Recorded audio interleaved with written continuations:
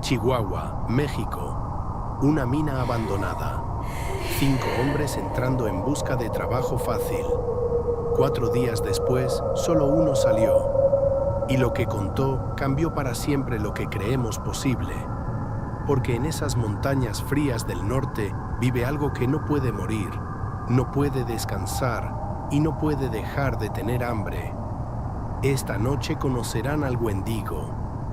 Bienvenidos a Relatos Siniestros, donde las leyendas cobran vida y la realidad supera a las pesadillas.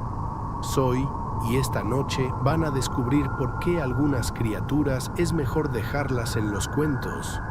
Pero antes de comenzar con el testimonio de Miguel Ángel Herrera, necesito explicarles qué es exactamente un Wendigo. Porque para entender el horror de lo que vivió, primero deben conocer la maldición. El Wendigo no es solo un monstruo, es una maldición, una transformación. Según las leyendas de los pueblos nativos del norte, un Wendigo nace cuando un ser humano se ve forzado a comer carne humana para sobrevivir. Pero no es solo el acto de canibalismo, es la desesperación, el hambre extremo, la pérdida total de humanidad, lo que invita a la maldición. Porque una vez que cruzas esa línea, ya no hay regreso. El Wendigo se describe como una criatura de más de 3 metros de altura, delgada como un esqueleto, con piel gris estirada sobre huesos prominentes. Sus ojos son pozos negros, sin alma, sin humanidad.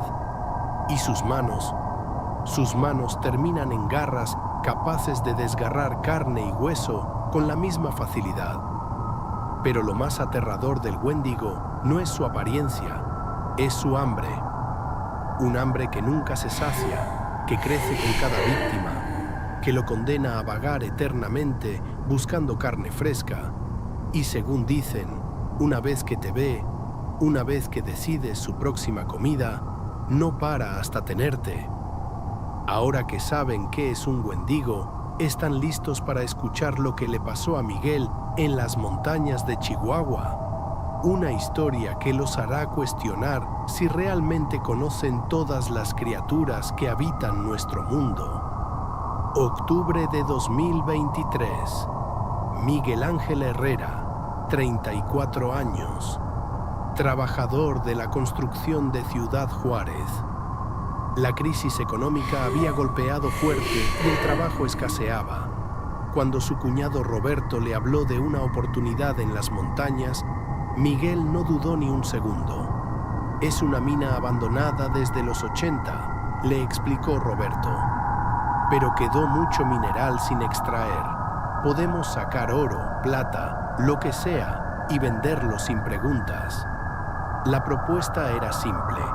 5 hombres, 1 semana en la montaña y suficiente dinero para pasar el invierno. Los otros 3 eran amigos de Roberto. Javier, el mecánico, Carlos, el electricista, y Fernando, el más joven del grupo, apenas 22 años. Todos estaban desesperados por dinero. Todos ignoraron las advertencias de los locales. Porque cuando pararon en el último pueblo, antes de subir a la montaña, un anciano se acercó a su camioneta. «No vayan a la mina de San Judas», les dijo con voz temblorosa. «Ahí vive la hambre que nunca duerme». A las 6 de la tarde del viernes 13 de octubre, los 5 hombres llegaron a la mina de San Judas.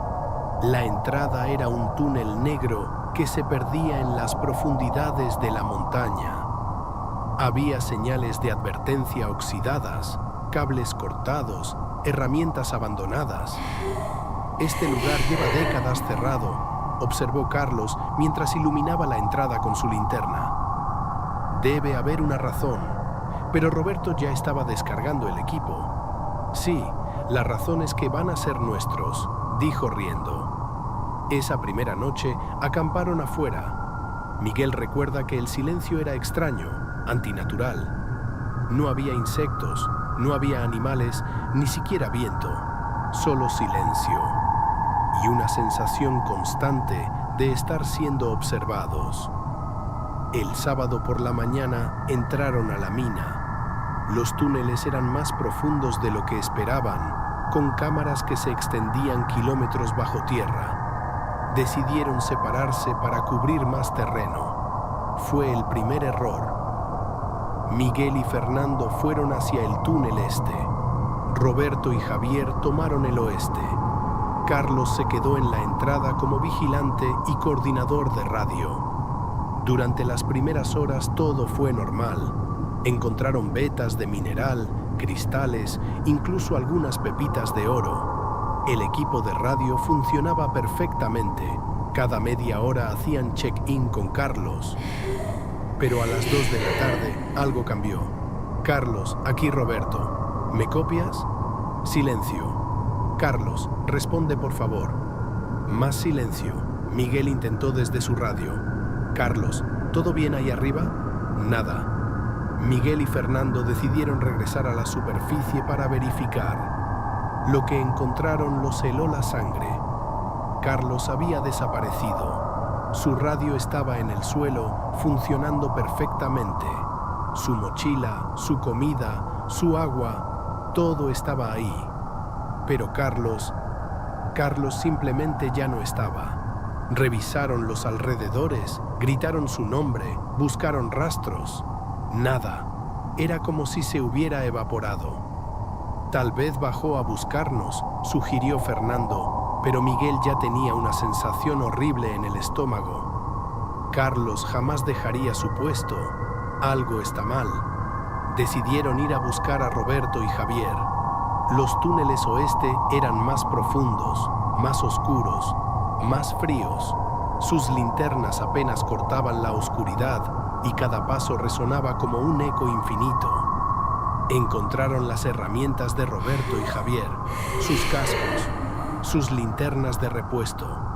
Pero a ellos también se los había tragado la montaña.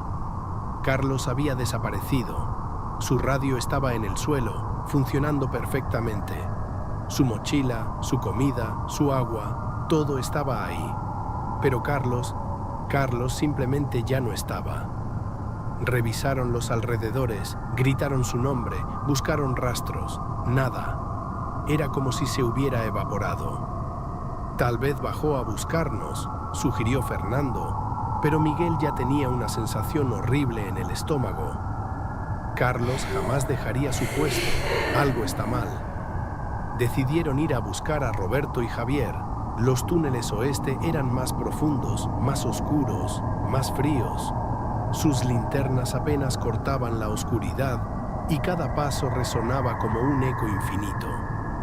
Encontraron las herramientas de Roberto y Javier, sus cascos, sus linternas de repuesto. Pero a ellos también se los había tragado la montaña.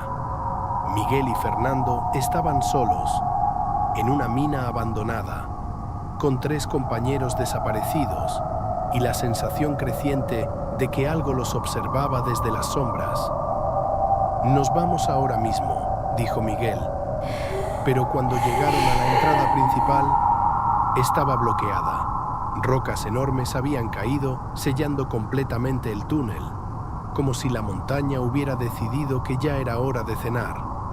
Atrapados, sin salida, sin comunicación, sin sus 3 compañeros. Miguel y Fernando pasaron las siguientes horas buscando otra salida, cualquier túnel que los llevara a la superficie, pero cada camino terminaba en rocas, en derrumbes, en callejones sin salida. La primera noche atrapados fue la peor de sus vidas. Tenían comida para 3 días, agua para 2, y una sensación creciente de que no estaban solos en esos túneles, porque alrededor de la medianoche empezaron a escuchar sonidos. Primero fueron rasguños, como garras contra roca, después pasos lentos, pesados, que se acercaban y se alejaban sin patrón alguno, y finalmente, voces, las voces de Carlos, Roberto y Javier, llamándolos, pidiéndoles ayuda. Miguel, Fernando, vengan hacia aquí. Encontramos la salida. Por favor, ayúdennos. Pero las voces sonaban extrañas, distorsionadas. como si vinieran de muy lejos o como si las gargantas que las producían ya no fueran completamente humanas. Fernando quería seguir las voces. Son nuestros amigos, decía. Necesitan ayuda. Pero Miguel había escuchado las historias de su abuelo. Sabía que en la oscuridad no todo lo que suena familiar es seguro.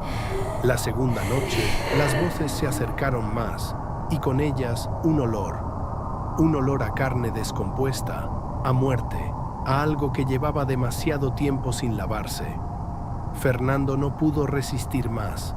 A las 3 de la madrugada, cuando escuchó la voz de su hermano Roberto llamándolo, se levantó y empezó a caminar hacia los túneles profundos.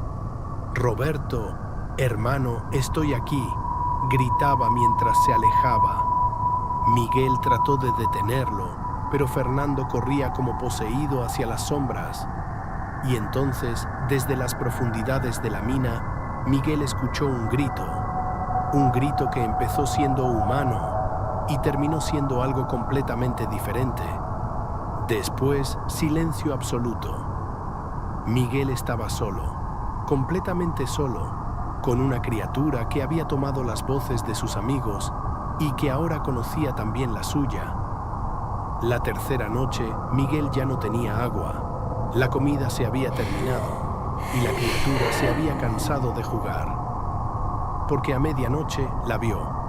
3 metros de altura, esquelética. Piel gris estirada sobre huesos prominentes.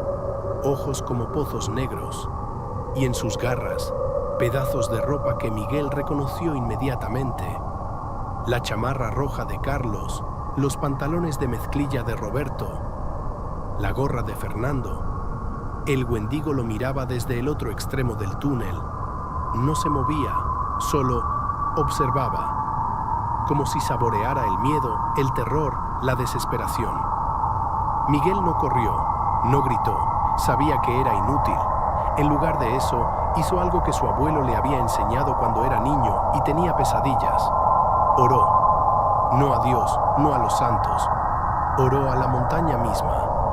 Le pidió perdón por perturbar su sueño, por despertar a lo que debía dormir, por alimentar al hambre que nunca descansa. Y tal vez la montaña lo escuchó, porque cuando amaneció del cuarto día, encontró una grieta en las rocas que bloqueaban la entrada. Una grieta lo suficientemente grande para que un hombre desesperado pudiera escabullirse. Miguel salió de esa mina corriendo, sin mirar atrás, sin pensar en sus amigos perdidos, sin detenerse hasta llegar al pueblo. Cuando contó su historia, nadie le creyó. La policía dijo que había sido un derrumbe, que los cuerpos nunca se recuperarían, que era mejor olvidar el asunto. Pero Miguel sabe la verdad, y cada noche, cuando el viento sopla desde las montañas del norte, escucha voces familiares llamándolo. Las voces de Carlos, Roberto, Javier y Fernando. Voces que ahora son parte del hambre que nunca duerme. Esta fue la historia de Miguel Ángel Herrera y su encuentro con el Wendigo de la mina de San Judas. ¿Real o imaginación de un hombre traumatizado? Ustedes deciden. Pero recuerden, hay lugares en este mundo donde el hambre tiene nombre, donde la desesperación toma forma, donde algunos monstruos esperan pacientemente a que los humanos crucen las líneas que nunca debieron cruzar. Si les gustó esta historia, déjenme saber en los comentarios qué otras criaturas les gustaría que investiguemos. Y nunca olviden, nunca busquen al Wendigo, porque él ya los está buscando. Hasta la próxima, audiencia. Que tengan dulces pesadillas.